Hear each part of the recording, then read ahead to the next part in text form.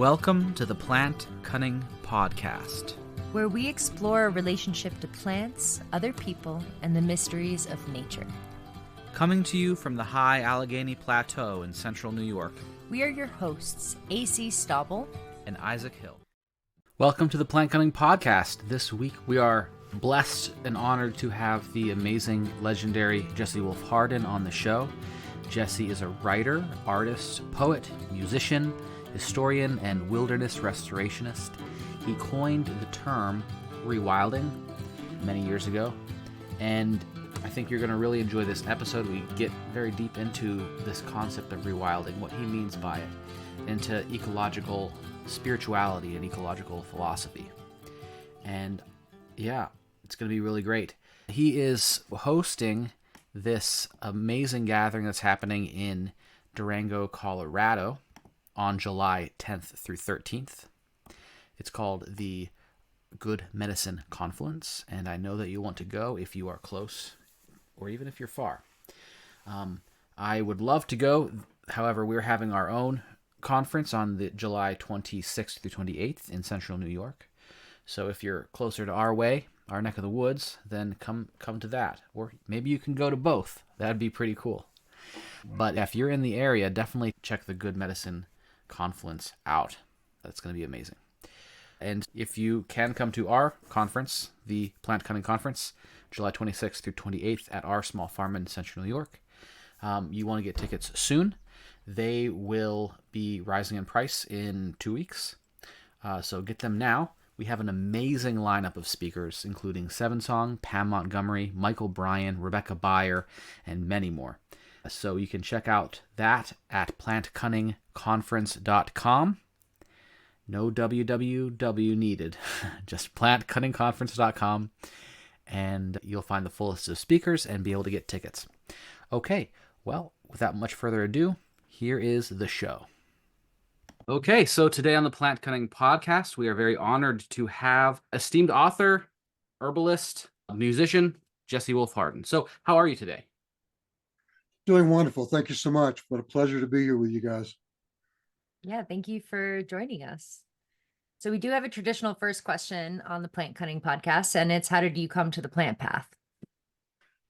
Well, the plant path, indeed. We call all of our projects Plant Healer's Path. For me, clearly, it came to natural healing through nature itself. Mm-hmm. From the time I was very, very young, in private schools, in military school even, my calling was always to get out into the trees. That's where I found the greatest inspiration and also some of the greatest lessons. So while the other students were marching in line, trying to get their perfect steps down in order to fit into the military school paradigm, I, at 12 years old, was sneaking out of the line without anybody noticing, climbing up the nearest tree, which happened to be an ancient avocado, and peering out over the branches on the other side of the wall to where children were much less disciplined, much more in touch with their own wild instincts, running around, laughing, playing, wrestling, examining every single leaf that they came across. And for me, that connection point, that portal is that leaf. It is that moment where we're in the real world, which is indeed a natural world.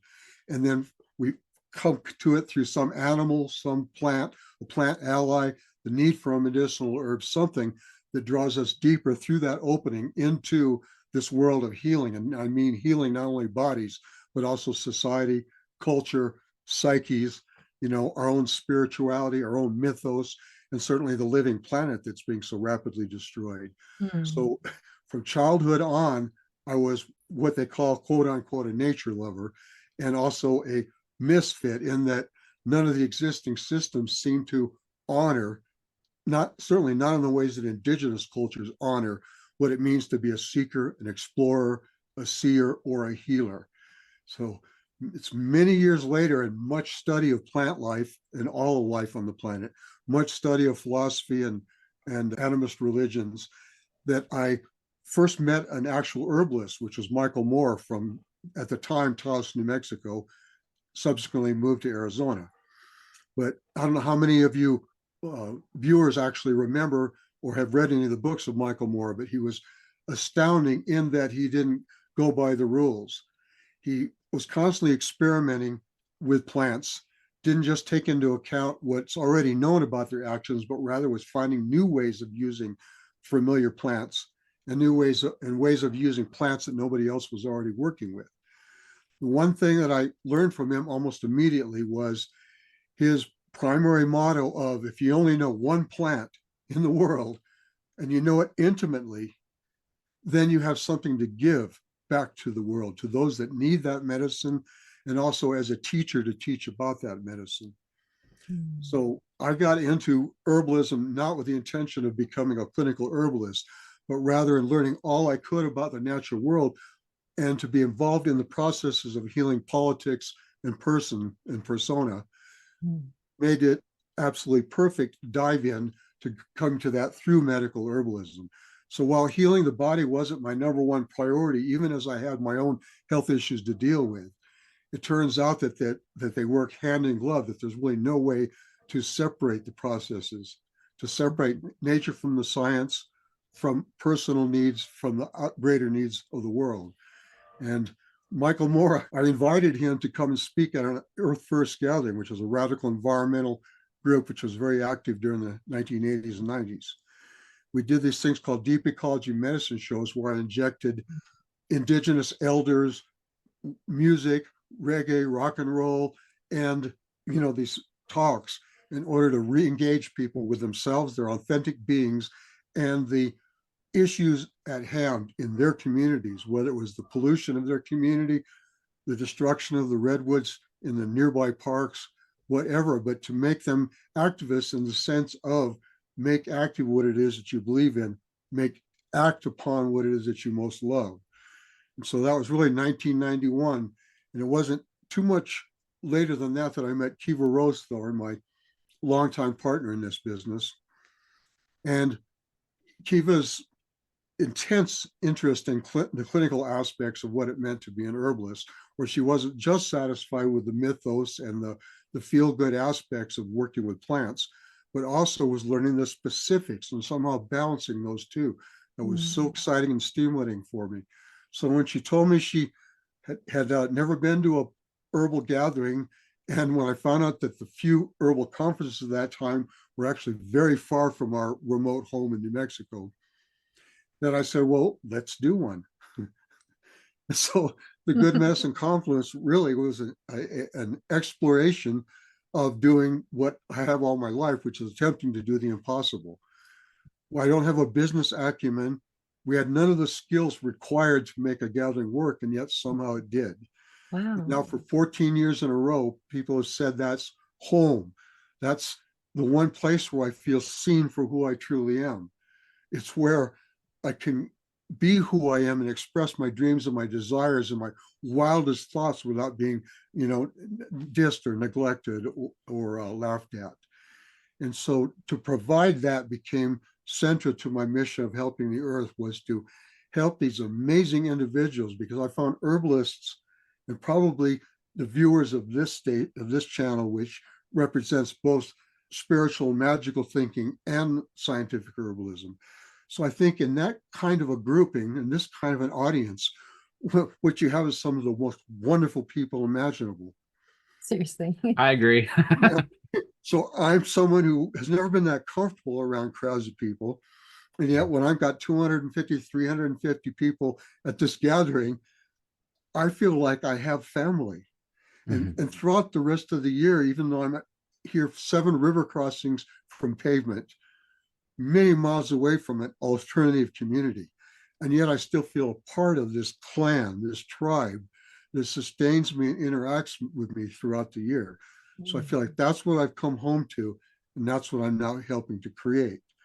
So both the Plant Healer Quarterly, the Good Medicine Confluence, and Kiva's personal practice all grew out of this passion for what is our gift?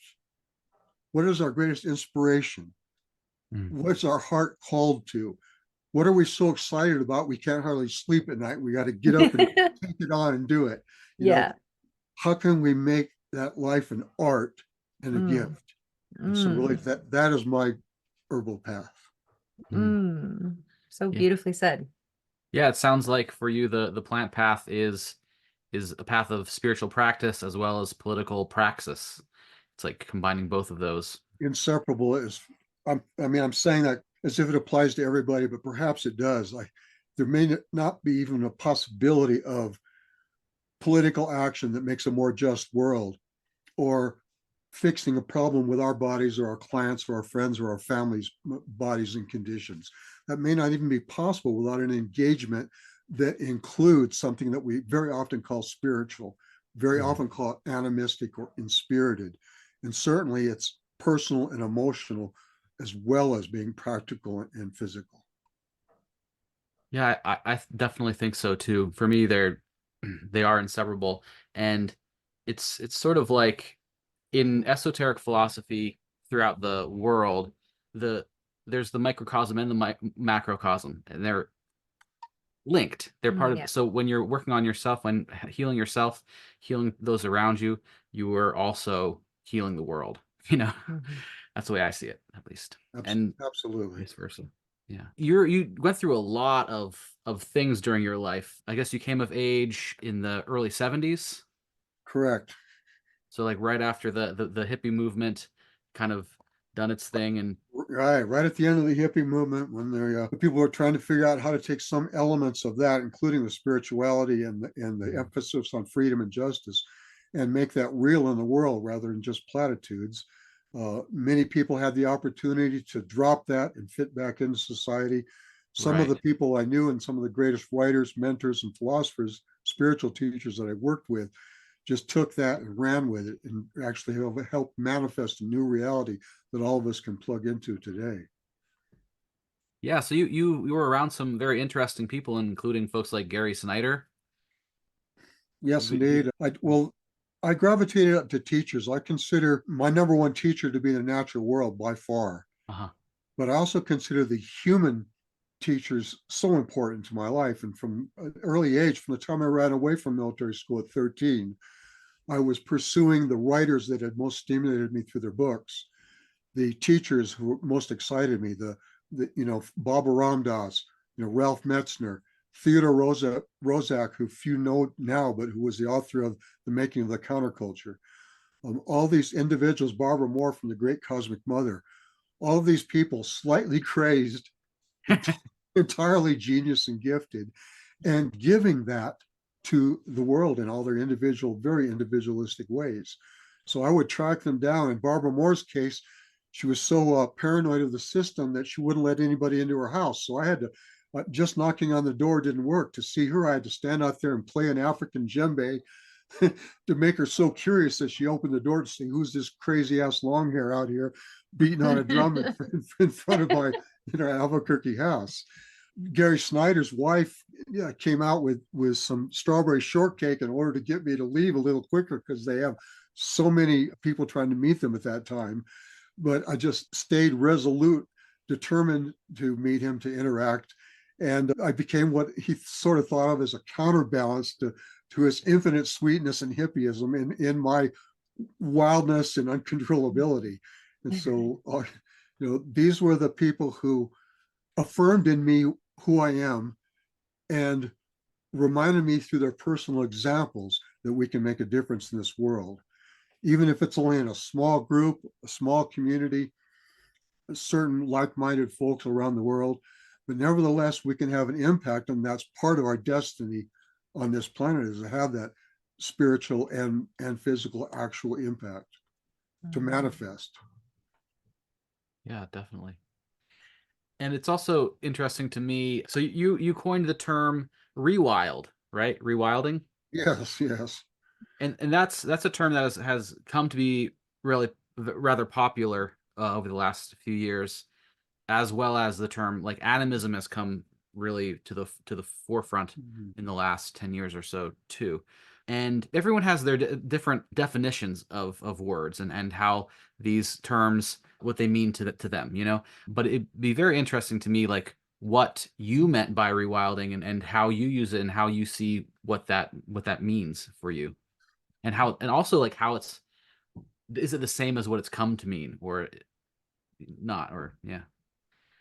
Well, as far as I know, I'm the first one to come up with the term. I have yet to find any literature or any examples prior to that. It was in 1989. I was barely out of my juvenile delinquent stage on the road to find out, right? And wildness was, and still is to some degree, portrayed very negatively, the term wild itself. So wild in terms of wilderness to some of my strongest allies, which were people of color, people that are marginalized, indigenous cultures, would talk about how wildness in terms of wilderness is exclusionary and leaves out the humans as a process of interaction, caretakership, stewardship, and restoration of the land.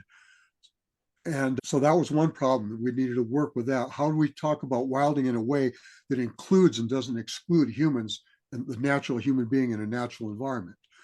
The other thing was just very derogatory. It's like, oh, my kid's gone wild. My daughter's a little too wild, so don't let her out on Friday nights. I stayed with that gal until I realized just how wild she was.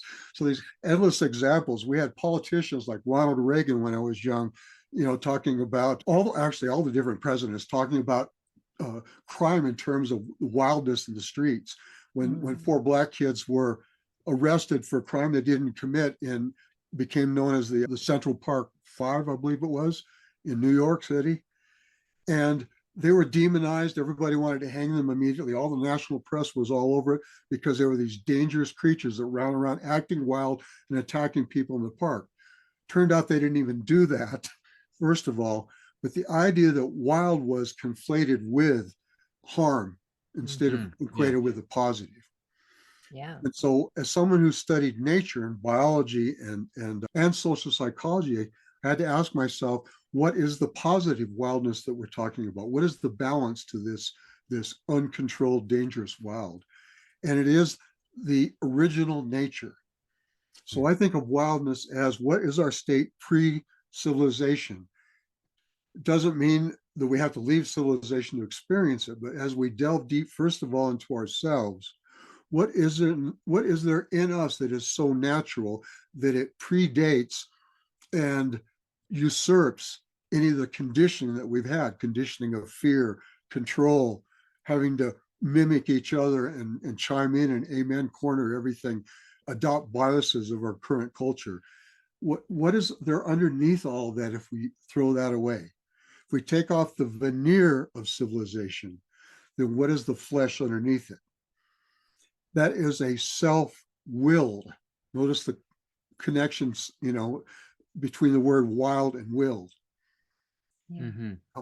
Self-willed. Nature is a self-willed process. The entire living earth is a sentient being aware of all of its parts, just as our bodies are aware of everything from the interaction of the microflora in our gut to what we're thinking, to all the electrical information and communication that's passing through us.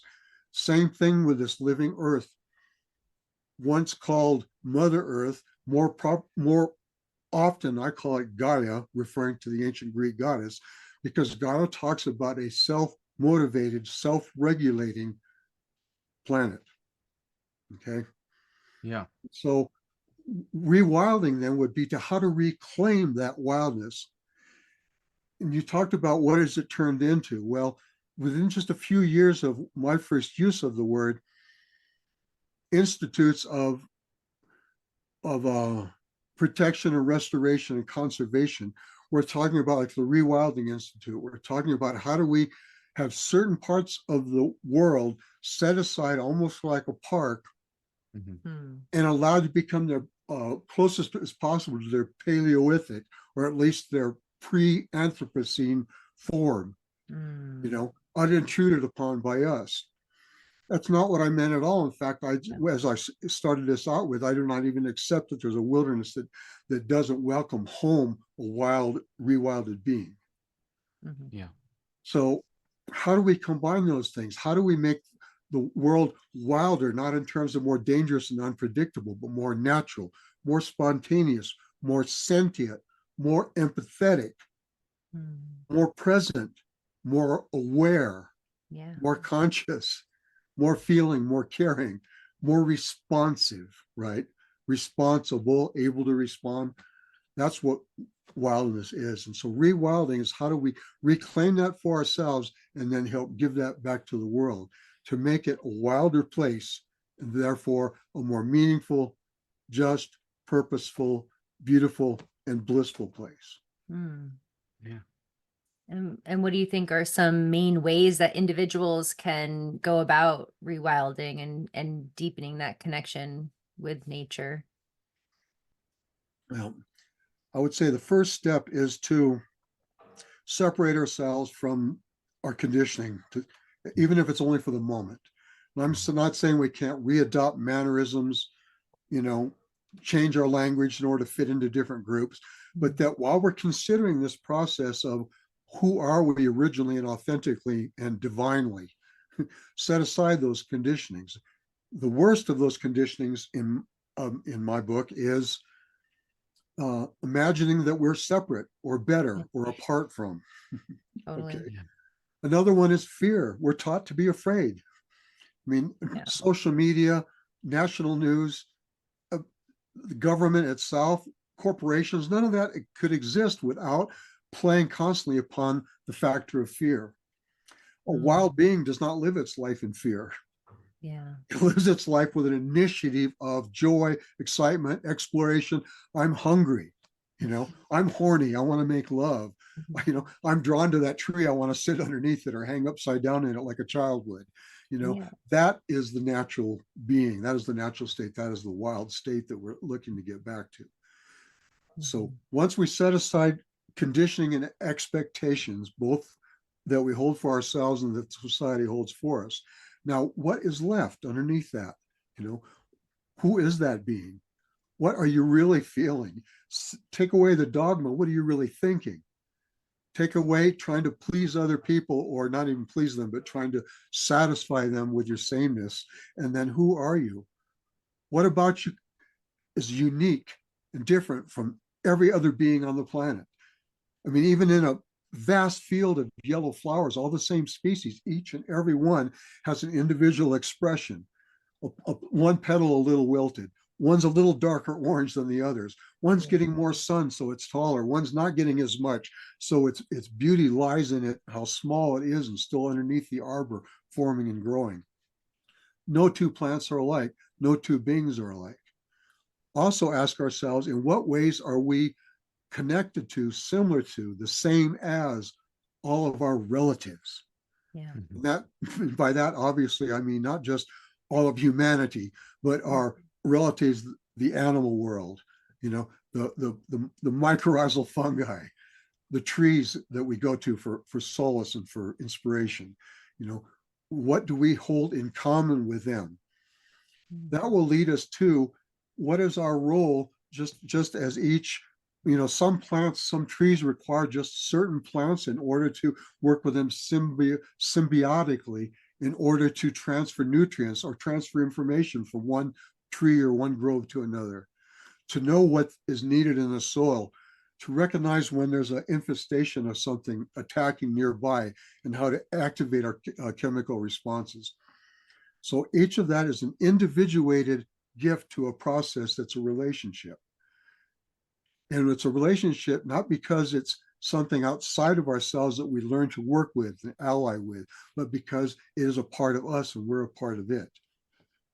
That's why when we're in the forest, we often talk about, I'm sure you do too, breathing in the forest, breathing in life and exhaling back into it, that inspiration, exhaling into it, and giving our air to them and having them produce oxygen for us. Our carbon dioxide goes into them.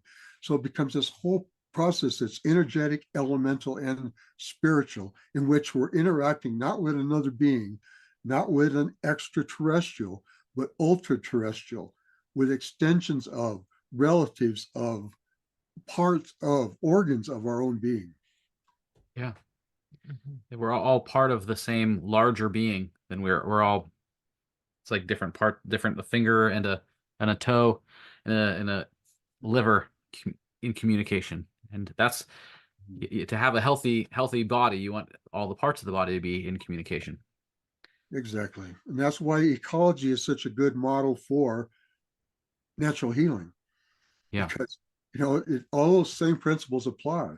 And when we talk about ecological healing, we talk about the importance of all the different parts and how they work together.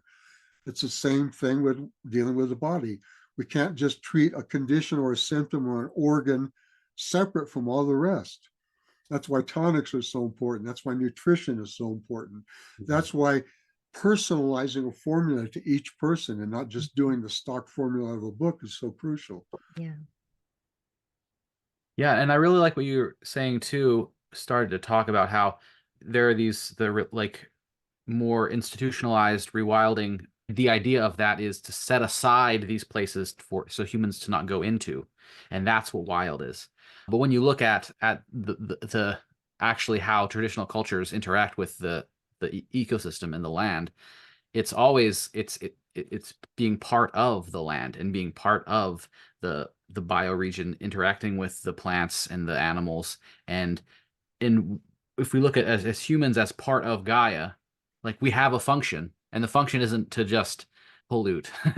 It's in my opinion, it's to help manage the wild spaces. Like when Europeans first stepped foot into Eastern North America, they saw a wilderness, but it was actually rather carefully managed by the Native Americans who lived here with fire and with other technology. So yeah, I think that's something that our culture has yet to really realize, but I think it's very important. Well, culture in general may not realize that, but it's all the more important that individuals understand that and help other individuals understand that, and then affect a healing in whatever ways possible. It might be just finding some herbs that are helpful to your family or somebody that's next door. It might be a potted plant that reminds you the importance of plant life to the entire planet. It might be that there's a section of a backyard, if you have a backyard, that you're able to plant with native species, and you become more familiar with what was originally here before all the exotics took over, before we brought in all this landscaping. We can reconnect through a park. We can save a park from being overdeveloped. We can volunteer to help restore it and to plant it and to take care of it and to tend it.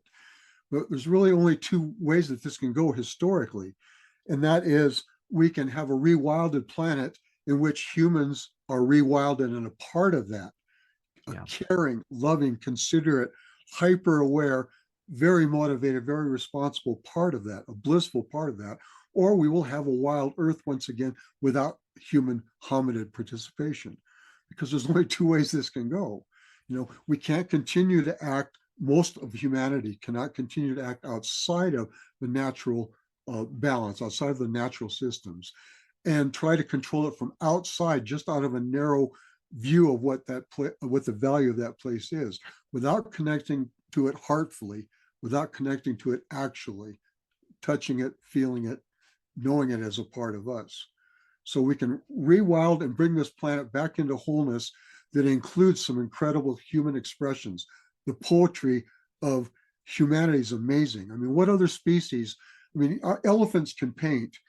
And it's amazing to watch these Thailand elephants being trained to paint with their trunk and actually produce representational art.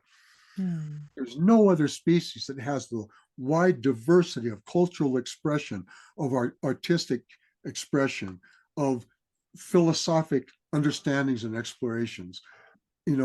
Different animals dance. And I don't mean that just metaphorically, the dance of life, but actually the birds do a certain dance at mating time or whatever. But, the average person knows 15, 20, 30 different dances and is constantly making up their own on the dance floor. Get a little high at the Friday night rave, and you're going to do your own thing, and you're going to dance in a way that nothing else ever has on this planet. Mm-hmm. That means that human beings are not just this degraded destroyer. Right. We've simply lost touch with what it means to be the dancer and the participant. We've lost touch with the music, and that's what I think our job is, yours as well as mine, is to bring people back into that music of life. Beautiful. Yeah. Yeah, I love your stressing the importance of the individual connection and the individual understanding of being a part of nature, and what you said about following your own path and what lights you up, what makes your heart sing, whether it's swinging from a tree branch or starting an herb conference or whatever it may be. And I feel like so many people who already do love nature and already are feeling so connected with nature just want to do more to save our planet from the destruction. And I'm really interested in how you have done that with your own eco-activism and how Earth First and your experience with Earth First has done that. They're actually in our bioregion this year. Earth First gathering, the Confluence is going to be in this bioregion. So I don't know. I just am curious on like what your take is on how we can protect the Earth that we love so much and all of the beings on it in the most effective ways. The only way to protect it as a whole, which is what we're talking about, the whole Earth, all the parts matter. We can't just protect one park and expect it to preserve the wildness or the integrity or even the sustainability of the planet long term. If humans continue with artificial intelligence, with pharmaceuticals, with dependency upon vaccines, with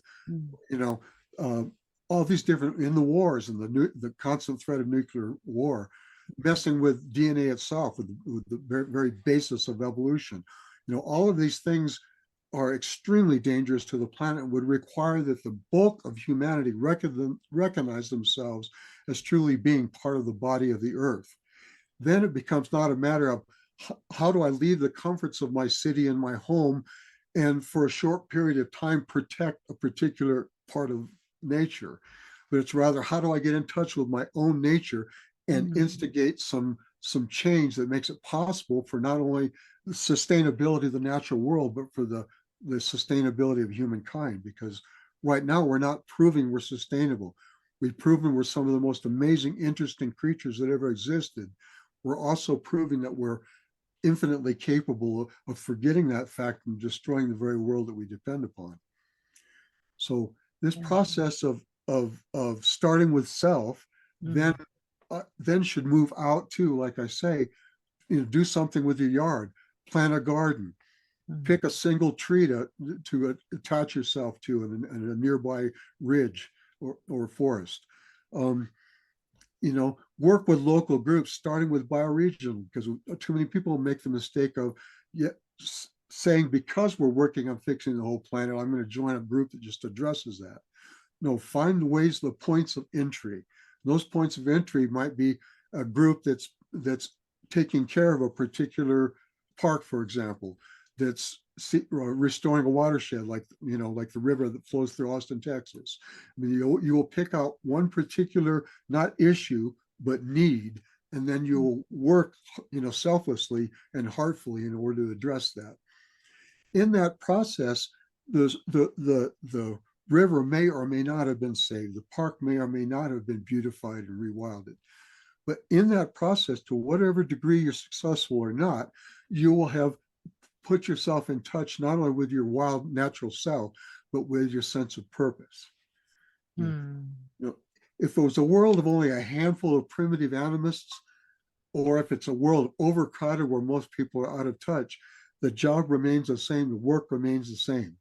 Be who you truly are. Accept that you have gifts and don't downplay them for a minute.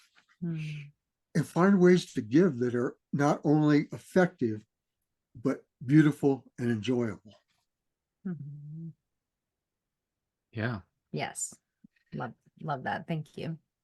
So, I mean, one of the ways that you've done this, I mean, with the Good Medicine Confluence and with your writing and editing, but you've been working on a land project for a number of decades. Could you tell us a little bit about that?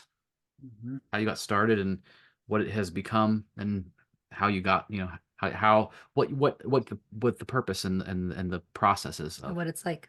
Yeah. Certainly. Well, I can't take credit for having obtained and dedicated the land from moment one, simply protection of wilderness. It started out for my own sanity, because as someone who was alternately rock and rolling on stage, getting 600-700 hippies to dance, and the rest of the time hanging out in the middle of the woods somewhere. And so it was necessary for me to find sanctuary first and foremost for who I am, a place where I can grow, where I can connect to the natural world, where I can be inspired by the spirits of place and our ancestors, and basically just wise up, because life is, for me, a process of wising up. It's like no matter what we ever think we know, it just opens up doors to vast amounts of more that we can find out and learn about. Yeah. And so this was the place for that. This was the milieu, the petri dish for being who I am. It was escape from the clamor of civilization, but it was also the place of reentry and reinstigation for myself. Now, right away, I was drawn to New Mexico, even though the Northwest, frankly, was where I felt most at home prior to that. And I'm talking about all the way from the Emerald Triangle up to the Olympic National Forest. Felt deep connection with that. I also had a great love for the Southeast. I mean, there were all these different particular spots, sections of Colorado and the Rocky Mountains that speak to me very. But when I first came through New Mexico, even through the parts that people said are desolate, before I got to this lush green mountain range that I live in, just even coming to the most desolate section of it, felt enchanted.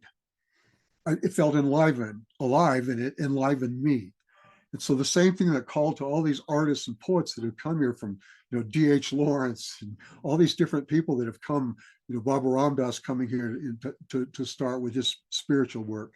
All these people coming and coming to learn from the Pueblo peoples and the Hopi peoples, the Navajo peoples that have caretaken this wisdom for so many centuries. So I was immediately enraptured.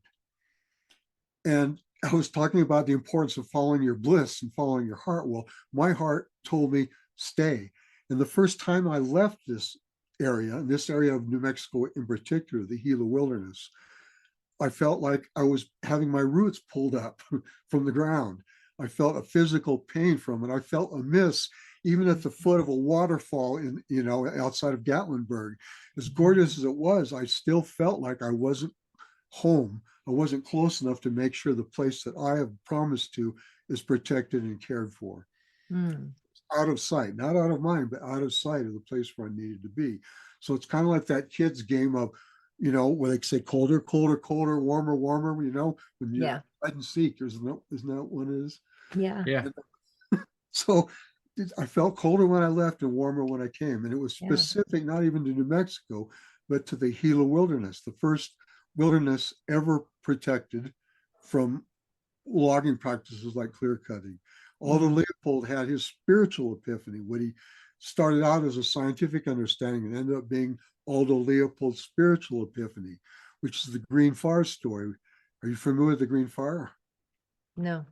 Please tell it. Yeah. It was the very beginnings of the national forest, official national forest. Prior to that, people just cut everything. There was no control or management whatsoever. So I thought, well, within these practices, it can't just be a giveaway. I mean, Gifford Pinchot was the first director of the National Forest, and he believed it was how can we use the land to make the most amount of money for the most amount of people. Aldo Leopold bought into that. He was fresh out of college. I mean, that's just, you got to get out of college before you really start learning. And when he came out here, his job was to mark trees to be cut. So he would decide, well, which one has the most timber, which one is not doing so well, and so we should follow it. He's making all these decisions, some of which were very scientifically informed and beneficial in the long run, but they were all particular to his biases and his perspective and his scientific training, resource management training, I should say, because it was all about resource extraction. Well, one of the things that he was staffed to do was to deal with the predators. And the concept then was that predators were the worst thing possible for wildlands because they ate deer, and humans like to hunt deer, and deer are beautiful if you don't hunt them, right? Beautiful to look at. Therefore, wolves are bad, right? Wolves will kill sheep certainly and livestock if they're not protected by a dog. So they became the nemesis. So in his mind, wolves were to be killed, and he was supportive of these processes of trapping and hunting that were actually exterminating both the grizzly bear and the Mexican gray wolf from this region, who had been naturally here for tens of thousands of years. Then one time on a mountain, not very far from where I'm talking to you right now, just over the border in Arizona, Escondido Mountain. And he was walking up the side of it and he saw this beautiful wolf. And immediately he just acted out of his training rather than out of his intuition. And he picked up his rifle and he aimed. And even though it sickened him in his heart to be doing it, he slowly pulled the trigger while that wolf stopped and turned and looked at him. Okay. He fired his shot and the wolf fell. And he walked up to him in tears, right? Well, so I get upset thinking about it. I know. But he walked up to him in tears, got on his knees, and the wolf wasn't quite dead yet. And it was slowly expiring. And the sparkling golden and reflections in his face, were just kind of slowly fading. And he got down there and he looked at it. And it was at that moment, not in this long discourse with some other academic, but in that moment next to a dying wolf who he had put the hole in the side of, he's having this experience. And he said at that time that I saw in him a green fire in his eye. And that green fire he talked about is like the green room, the green grove, the green space of the Druids. It was this special representation of unimpeded nature, of the beauty and the vivaciousness of the nature, of the natural world that he knew he wasn't yet fully a part of. As much as he loved nature, he felt apart from it, separate from it, a controller over it. But as that wolf died and he saw that green fire slowly fade away and be extinguished, he was a changed man. He was never the same again. From then on, he taught that there can be no wilderness without wolves, without predators, without apex predators.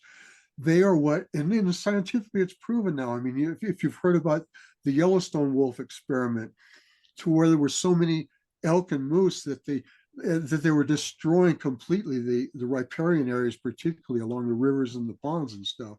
It was destroying the Yellowstone ecosystem, not having these predators or having cut way back on the predators. With the support of wolf packs in the Yellowstone, it didn't put an end to deer and to elk, but it made them more conscious and aware, just as wildness does to us. If you're mountain climbing, you're a hell of a lot more aware, looking for good handholds and loose rocks and rattlesnakes than you are when you're at home or in your office or whatever. You might stumble around the office and bump into things at your job site, because you're in your mind. You can't be in your mind climbing a mountain. A deer cannot be in its mind while it's grazing next to the river. It's got to be aware of its environments. So it contributed to the survivability through contributing to the awareness of each of the prey species. And it also reduced the species to some degree and moved them away. They couldn't just stay in one spot next to the river where it's greenest. They had to move around to find forage. So suddenly the beavers are back, all these herbs are back, all these endangered and sensitive indigenous plants are back. And that regrowth of the Yellowstone ecosystem was made possible by people's acceptance of the fact that of what Aldo Leopold first posited way back in the 1930s, and that's that wilderness is not only an element to deal with, it is an essential element of what it means to be ourselves, what it means to be a natural world. Yeah. What a powerful story. Yeah. So with this land, it was like, okay, well, how can I honor that? Yeah. Yeah. And how can I honor the people that were here? I was like, how can I live up to that? It's like the indigenous people that were here prior to me, they haven't been here in 900 years. They weren't recently replaced by settlers. In fact, they weren't replaced by settler culture at all. They moved out because of climate change, which humans participated in. I mean, we took too much wood, indigenous people all over the world, when the population grew too much, would take too much firewood, would do various things. And it was only our religious animism, our respect for, our worship of the magic of life that allowed us to put limitations on our own, what can be harmful behavior. Yeah. And so how can I live up to how the people lived there up until 900 years ago? They were in pit houses. So they were literally in the womb of the mother as they lived, as they ate their food. They were eating the plants that grew there. They weren't bringing in, wheat or other massive grains. They had corn, but it was the tiny little the native corn, the tiny little cobs. And the only animal husbanding they did was the wild turkeys that they would keep part of the year and then release them to go breed the rest of the year. So it was this interesting relationship of balance. Well, how can I live up to that?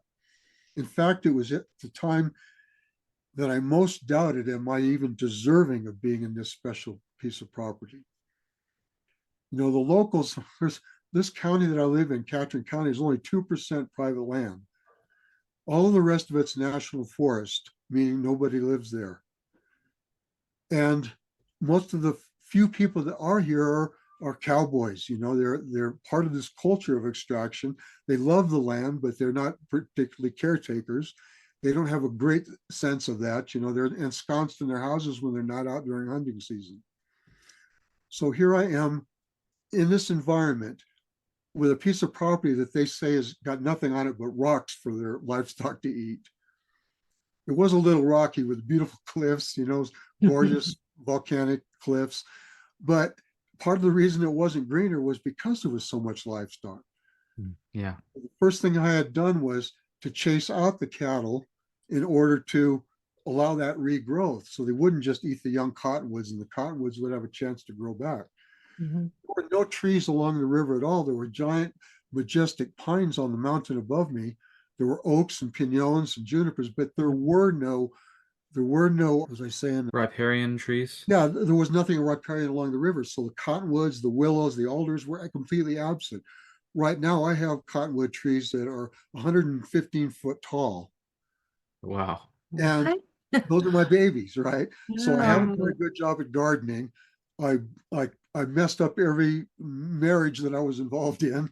Got kicked out of school, but by golly, I have a forest of trees showing that I can do something right in my life. It is that real. I didn't just come here and meditate and leave and have this vision quest experience and go have a good life somewhere else. I promised myself, and now I see the results of what a promise can do. And I try to carry that over now with my relationship with my son, my relationship with the plant healer tribe, with folks like you. I try to apply that to all these situations. But it all started right here.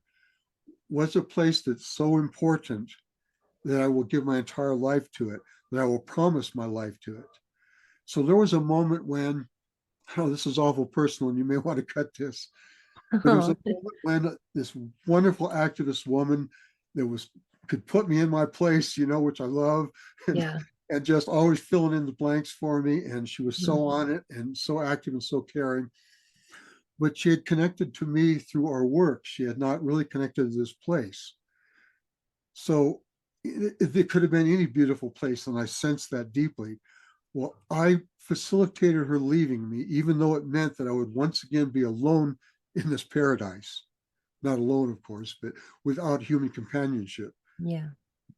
Without family, without human family in this place. And I went up to my nearest cliffs where I often go to pray when I'm dejected or hurting, the place where I want to be buried when my life is over. And I went to those cliffs not very far from this cabin. And there, in a spot that I had been many, many times before, underneath the rock, grass colored, of course, so I couldn't recognize it apart from the dead grass around, was what turned out to be a yucca fiber sandal from the Mogollon peoples. And of course, there's this very interesting saying, right, about if the shoe fits, wear it. I never related to that before. But I held that literally against my foot, realized the people before me were as human as I could be at my best. Their foot was as wide as mine. Wow. And that I had one hell of a beautiful, powerful, purposeful path to try to follow if I was to live up to the people that came first here. So beautiful. The shoe fits. So that's rewilding. That is rewilding. And that dream can be anything for anybody. I think that we should take it out of the context of natural protection, of conservation, also take it out of the context of herbalism. because what we're talking about here is, what is your motivating dream? What is your heart's desire? What is your deepest gift that you can give to the world? And how can you best give that? Because that will be your niche, that will be your role, that will be your style, that will be your branding, that will be your avenue for reaching out and shaking the tree limbs of the world, will be through that love that you have, that gift that you're born with that's different than everybody else's. So I would say that could be anything whatsoever. It can be just you want to be an entertainer, you want to be an artist, you want to be, be a baker and make the best imaginable healthy baked goods for the people in your area. That part doesn't matter. I mean, it matters to you, but that isn't the issue here. The issue is, what is the most beautiful and purposeful gift that you can give, and how can you give it right now? What's standing in the way? Is your job just because you need money to live and you can't seriously throw that away? Or is there a way to phase into getting paid for something you really care about? Can you survive on less income by teaching preschoolers, because that's what you want to do, starting a forest school, making beautiful artwork on shirts, following the Ren fairs around, and giving people delight in their Middle Ages celebration? Mm-hmm. What is it? And each person has a different answer for that. That will not only be the dream that you, I swear, need to fulfill, that you deserve to fulfill, but it'll also be the ways that you can be most helpful to everyone around you, human and non-human. Great advice. Yeah, and I definitely see that. And I always wonder what stops people too. And part of it is all of this, the buildup of what you've learned in school, what's on the media, all the conditioning, but and fear as well. Fear is definitely a big thing, and you mentioned that because it could be a big leap to leave the comfort of security. Yeah. Well, if we think of it as, I'm going to throw away my job, have no way to feed my family, and alienate everybody I know, to go hang out and do this thing, that's very drastic. But it's steps that you can take. So you start rewilding or re-enlivening or repurposing your world. And maybe it's less hours at a straight job until you can finance your apothecary or finance your art supplies or find that dance troupe that can possibly bring in enough money on the weekends to cover your bills. It's stepping one step at a time, but you do have to begin that, initiate that right now. There's really no time to waste. We can't say, I have a 10-year plan where I'm going to start doing things I really enjoy and using my real skills. No, it has to be right now. Yeah. What kinds of relationships can you grow right now that are most valuable, most meaningful? What can you do to make a living right now? How can you move in that direction of doing the most meaningful thing possible that's also income producing? So it's immediate.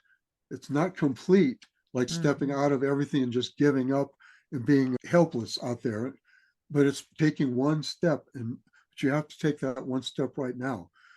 If humans lived 70, 80, 90, 100 years, do the math, right? I'm not very good at math, but subtract for 8 to 9 hours of sleep or incomprehension, until you wake up fully awake in the morning, and deduct that from your life span. Now deduct the years in which you were so young you barely remember them. Now deduct when you were so young you did one stupid thing after another, like I did as a teenager, riding stolen motorcycles, and doing wild. You're wild, huh? Okay, now how much awake, conscious time do you have left? Don't fuck it up. Yeah. It's a very good point. Yeah. And yeah, like not just going all in, but taking steps and moving and not putting it off, but starting. But like now, like if Yeah. not now, when? Right now. Well, right Yeah. now. I mean, now is when you have to do the work. You have to initiate the work right this minute. Yeah. And you have to enjoy the moment right now. You can't wait until paradise, till the ultimate job, till you open that herb shop, you have the herbal practice. You don't wait for that to start enjoying life. The bliss begins right now when you know who you are, what excites you most, and you're going to do everything possible to make that real. That's bliss. The bliss and the work begin right now in the moment. Yeah. Yeah, I think that's a wonderful note to transition on. This has been a really great conversation, and I think that'll be inspiring for a lot of people. Yeah. Before we wrap it up, would you like to share with the listeners how they can get a hold of your work, how they can find out about the Good Medicine Confluence, and all the things that you offer? Certainly, and thank you both for that. Very easy for me to forget to mention anything that's at least a little bit beneficial to my income or anything else. Right. You can find all of my work through planthealer.org. Mm-hmm. Planthealer.org will connect you to the Plant Healer online bookstore with over 60 different titles, compilation books by amazing herbalists, alchemists, clinicians, nature awareness teachers, bioregionalists, compilations taken directly from Plant Healer Quarterly, and also books that I personally written myself, including Wonderments, which is the one that most speaks to the kinds of enchantments that we're talking about, and Healing Terrain, which most speaks to rewilding and land conservation and ecological principles. Mm-hmm. But they can go to the bookstore for this vast array, this vast library, really, of inspiration and information, including from people far more informed about herbs and herbalism than I am. Some really amazing authors that have been attracted. And then the source material for that is Plant Healer Quarterly. So we invite everyone that has the funds to invest $60 a year in 4 quarterly issues, over 250 pages per issue, color illustrated, original artwork, as well as photographs, covering the whole array of what it means to be a healer and to be an effective healer. And so Good Medicine Confluence works in conjunction with these things, in that the authors of our articles are also often our teachers. The teachers we bring to the Good Medicine Confluence are asked to contribute articles to the books and to the magazine. So it's all interconnected. All of the roots intertwine on planthealer.org.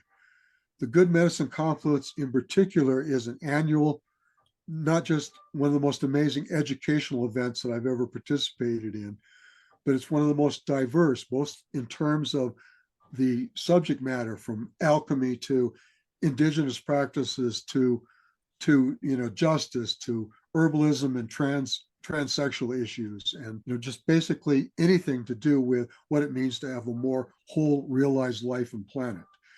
The diversity of the ethnicities, the cultures, the worldviews, and the perspectives is amazing and heart fulfilling. It's also unique in that all the teachers come as equals and participants. They're not held up as being this group that sits at their own table and eats separately. They're coming to be a part of an experience which includes their gift to everyone there, but they're also leaving with feeling inspired by and informed by and forming new alliances with all the people who came, both as teachers and as attendees. So we have it each year in the forest outside of Durango, Colorado, in the southwest, the wildest part of Colorado, just north of the New Mexico border. And as you're pulling out through these beautiful pink and purple, mountains and vast high deserts of the native reservations, and then you rise up in an elevation, and there's a little mountain town where it's just like all a bunch of long hairs and skiers and backwoods people, recreationists. And then you wind up almost like going up the side of a mountain to a Hogwarts, to this little school called, up to the very top there, called Fort Lewis. And it's all indigenous landscape. It's outside of the town, and you can see these huge, high snow-capped Rocky Mountains in all directions. And it's just an incredible experience. Being informed not only by the people, by the camaraderie, but also by the place. a chance to be re-enchanted and re-energized for a year, even if you feel remote when you go back to your town, wherever that is. You know, even if you faced all kinds of feeling marginalized everywhere else you've gone, you will take that feeling of connectedness and belonging and purpose and carry it with you as a new energy back to your home and maintain the relationships with all the people you've met. So it's really miraculous, and we certainly welcome anybody and everybody to come to it. If by any chance there are folks out there that cannot afford the ticket as much as we need to support, we'll find some way to work you in, whether it's work trade, whether it's barter for your green crops, you know, one way or another, even a scholarship because you're so disadvantaged, one way or another, we will help you be a part of what is actually not a conference, but a confluence and an experience. Yes. Amazing. Sounds so Yeah. fun and amazing. I wish you could make it. Yeah, we're having our own Plant Cunning Conference the following weekend this year. And so I don't know if we're going to be able to make it this year, but next year I'm putting it on the calendar bright and early for sure. Now, we'll have to keep it's so important to be doing the one you're doing and attracting the folks you are. So if we can possibly have them not so close together, that way you can come and teach and Yeah. enjoy. I would love that. Yes. Sure. Well, this has been really wonderful, Jesse Wolf, and I really appreciate you being on the show. Yeah. Thank you so much. Feel It's very been a real inspired. pleasure. Thank you for doing what you're doing, and keep it up. Keep stirring it up. Yeah, we will. You too.